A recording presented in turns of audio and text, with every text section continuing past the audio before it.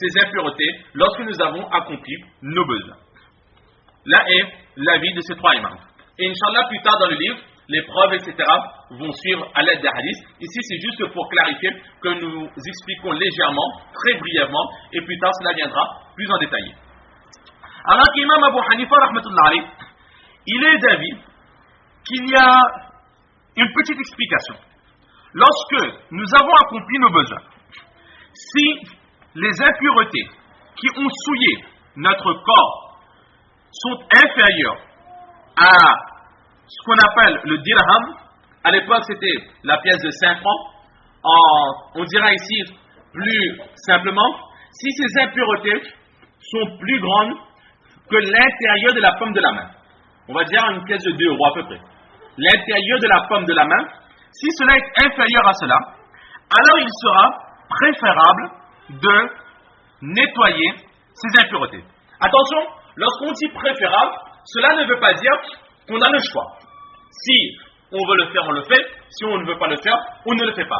Là n'est pas la signification de préférable dans ce contexte. Ici, cela veut dire qu'il faut le nettoyer. Et préférable, pourquoi?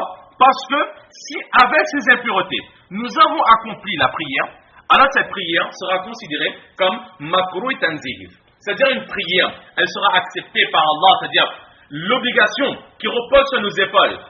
Nous nous serons acquittés de cela si nous avons accompli la prière avec ces impuretés, mais dans cet accomplissement, nous serons quand même pénalisés par rapport au partage, par rapport à la rétribution des récompenses. En général, l'exemple que l'on donne aux enfants, lorsqu'il s'agit d'une prière accomplie avec une karahat qui est makruh, en général, on essaie de donner l'exemple. Allah fasse que ce soit un exemple qui soit convenable. C'est tout simplement comme une personne qui doit quitter Saint-Denis, par exemple, pour aller à Saint-Pierre. Donc cette personne est en voiture. Elle conduit la voiture, elle conduit. Maintenant, si en route, elle fait un excès de vitesse, alors elle se fera arrêter par les policiers et elle se fera verbaliser.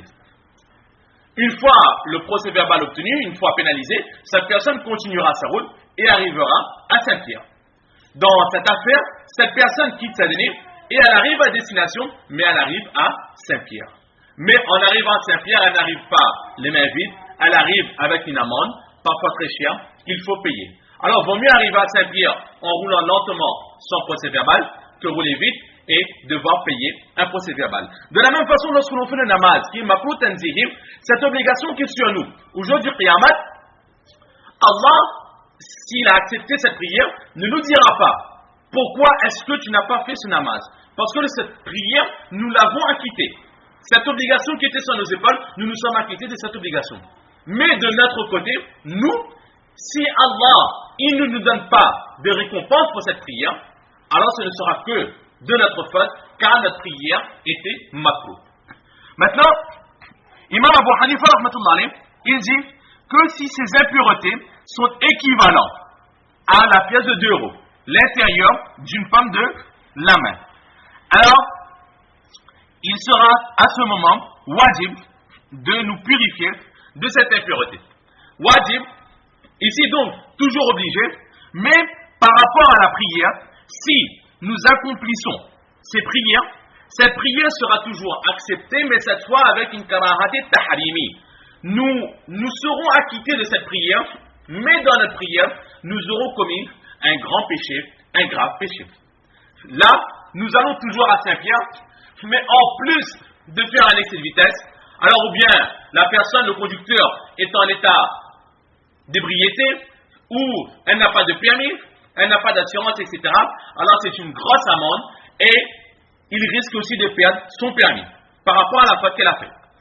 Alors là, ou bien elle va perdre des points sur son permis, donc c'est toujours très délicat d'arriver à destination tout en sachant qu'on a perdu des points sur notre permis. En plus de cela, on a une grosse amende à régler, ou bien même que parfois notre voiture est stoppée ici et qu'on est obligé de rendre le permis. Alors à ce moment, on est au milieu du chemin, on va appeler quelqu'un pour venir nous chercher, cette personne nous déposera à Saint-Pierre, on arrivera à Saint-Pierre, mais sans permis, sans voiture, tout est à refaire depuis le début. Ça c'est le karahate tahrimi. Donc Allah subhanahu wa ta'ala nous en préserve. Et si les impuretés dépassent cette pièce de 2 euros, dépassent l'intérieur de la paume de la main, alors il sera obligatoire, faraz, de se purifier de cela. Cela signifie que si une personne aura accompli sa prière avec les impuretés, cette prière ne sera pas acceptée par Allah subhanahu wa ta'ala. Là donc, le premier enseignement que l'on retient de ce premier hadith. Le second enseignement c'est quoi? C'est que Hazrat Salman Farsi radiallahu ta'ala dit que le Saint Prophète sallallahu alayhi wa sallam nous a empêché d'utiliser moins de 3 pierres lorsqu'on recherche la pureté. Nous savons tous qu'à l'époque du Saint Prophète sallallahu alayhi wa sallam, il était sunnat recommandé d'utiliser les cailloux, les mottes de terre pour se purifier tout d'abord, ensuite on se purifier avec de l'eau. À l'heure actuelle, à notre époque, dans les maisons où il y a des toilettes, il sera un peu contraignant de régulièrement descendre dans le jardin ou dans le jardin du voisin, de récupérer des pierres et de laisser en stock de notre salle de bain. Aujourd'hui, ce qu'on utilise, ce sont quoi? Ce sont les papiers hygiéniques, les papiers toilettes, comme on le dit, pour se purifier. Ils remplacent aujourd'hui les pierres qu'utilisaient les compagnons de Saint-Prophète sallallahu alayhi wa sallam à leur époque. Alors, le prophète nous a interdit d'utiliser moins de 3 pierres. Est-ce que lorsqu'on va aux toilettes, nous sommes obligés d'utiliser au minimum 3 papiers toilettes, ou est-ce qu'un seul est suffisant? Là aussi, il y a des divergences entre les savants. Plus tard, avec plus de détails, nous verrons cela. Ici, juste pour clarifier certaines choses. Imam Abu Hanifa, rahmatullah alayh, Imam Malik, rahmatullah alayh, et toujours Daoud Zahidi, sont d'avis qu'il n'est pas obligatoire d'utiliser 3 pierres. Ici, lorsque le prophète sallallahu alayhi wa sallam dit d'employer 3 pierres au moment de se purifier, c'est qu'en général, en 3 fois, on a la certitude ou la quasi-certitude d'avoir nettoyé toutes ces impuretés. Ce qui est demandé par le prophète sallallahu alayhi wa sallam, c'est d'être assuré qu'il n'y a plus d'impureté. Donc, nous n'allons pas limiter l'utilisation des papiers toilettes ou des pierres à 3. Si en utilisant une seule pierre ou un seul papier toilette, nous avons cette certitude que nous sommes purs, alors un seul sera suffisant. Mais si après avoir terminé un rouleau, il y a toujours des impuretés sur nous, alors nous serons obligés de continuer de rechercher la pureté en utilisant d'autres papiers. Ce qui est demandé, c'est la pureté d'être nettoyé. Alors qu'Imam Shafi'i et Imam Ahmad, alayhim rahma, sont d'avis qu'il est obligatoire, wajib, de n'utiliser que 3 pierres lorsque on recherche la purification. 3 pierres pour chaque partie. Pour les parties privées avant et arrière. Pour les 2 parties privées, il faut absolument utiliser 3 pierres. Si nous avons utilisé moins de 3 pierres, alors nous serons fautifs. Cependant pour eux, si une pierre est de telle façon qu'il a 3 coins, on peut utiliser les 3 coins de cette pierre sans que le coin opposé ou le coin du côté ne soit souillé au moment de l'utilisation. Alors ils sont d'avis qu'à ce moment, il est autorisé d'utiliser ce genre de pierre. C'est-à-dire, nous avons par exemple une pierre avec 3 côtés. Le prophète a demandé d'utiliser 3 pierres. Mais nous avons une pierre qu'on peut utiliser de telle façon qu'à 3 reprises, on peut se purifier avec.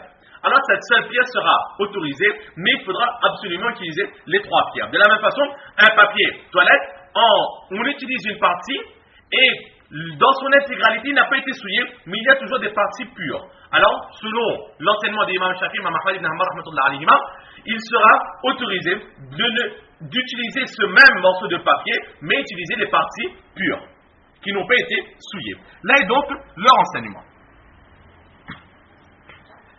Ensuite, il y a à la fin de ce hadith, le prophète sallallahu alayhi wa sallam, il nous interdit d'utiliser des choses impures, les excréments d'animaux ou des eaux pour se purifier. Alors, est-ce qu'il est autorisé de se purifier avec ce qui est impur? Imam Shafi'i rahmatullah alayhi, Imam Ahmad ibn Hanbal rahmatullah alayhi et Daoud al-Zahiri sont d'avis qu'il n'est pas autorisé d'utiliser quelque chose d'impur lorsqu'on recherche la pureté après avoir accompli ses besoins. Si on utilise quelque chose d'impur, malgré cela, nous resterons impurs. C'est-à-dire que nous avons utilisé quelque chose d'impur, quelque chose qui a été souillé, quelque chose de classifié impur selon les lois islamiques, si nous utilisons cette chose pour nous purifier. Et en utilisant cela, les impuretés, c'est-à-dire ou bien les gouttes d'urine, ou bien les autres impuretés qui auront pu souiller notre corps, s'en vont de cette façon. Malgré cela, Imam Shafi'i, Imam Ahmad ibn Hanbal et Daoud al-Zahiri sont d'avis que cette personne restera impure. Si elle accomplit son namaz dans cet état, son namaz ne sera pas accepté. Alors que ces impuretés ont quitté son corps. Mais du fait qu'ils ont utilisé quelque chose d'impur pour enlever ces autres impuretés, ils considèrent que cela est nul, cela ne compte pas. Alors que Imam Abu Hanifa rahmatullah alayhi et Imam Malik rahmatullah alayhi sont d'avis que si une personne utilise quelque chose d'impur pour se purifier, si les impuretés ont quitté notre corps, si c'est les gouttes d'urine ou les autres impuretés ont quitté notre corps, il n'y a plus de traces, alors la pureté sera retrouvée, on pourra faire le wudu et on pourra faire le namaz de cette façon. Mais agir ainsi est déconseillé, makruh, très déconseillé, quelque chose à ne pas faire. Donc, tous les savants sont unanimes qu'il ne faut pas utiliser quelque chose d'impur pour rechercher la purification une fois les besoins accomplis, mais la divergence arrive à ce moment. Si quelqu'un l'a fait, est-ce que cela sera accepté et pourra accomplir son namaz ou pas? Alors là, Imam Shafi, Imam Ahmad alayhi rahma disent que cela ne sera pas accepté, les prières ne seront pas acceptées. Imam Abu Hanifa, Imam Malik alayhi rahma sont d'avis qu'il a fait quelque chose de mauvais, mais la pureté sera retrouvée, car ce qui est demandé, c'est d'enlever ces impuretés de notre corps. Maintenant, la question se pose, comment enlever des impuretés avec d'autres impuretés? Ben ça, il faut demander à la personne qui fait, comment est-ce qu'elle fait, comment faire pour que l'impureté utilisée ne souille pas son corps et qu'en même temps, les impuretés qui sont déjà sur son corps quittent son corps, d'une certaine façon. Mais même si on a tendance à dire que cela est impossible, il faut savoir que dans les règles de jurisprudence, en général, les juristes, ils mettent en place certaines règles, certains maslahs qui en apparence sont impossibles à imaginer, inimaginables, mais ils le mettent quand même. Et Allah subhanahu wa ta'ala les récompense, car ce qui était inimaginable à l'époque, avec les progrès que nous faisons, très souvent nous retrouvons des maslahs, des cas où en apparence il n'y a pas de réponse, mais nos juristes antécédents, alayhim rahma, ont déjà donné les réponses en justement présentant des maslahs apparemment inimaginables, mais qui ressemblent énormément aux progrès que nous faisons aujourd'hui.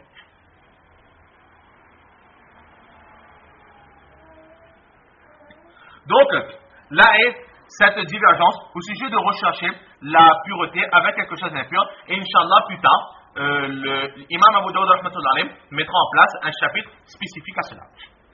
Donc là est le premier enseignement que nous retrouvons de Hazrat Salman Farsi radiyallahu ta'ala.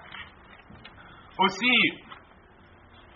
il a été interdit de se purifier avec des eaux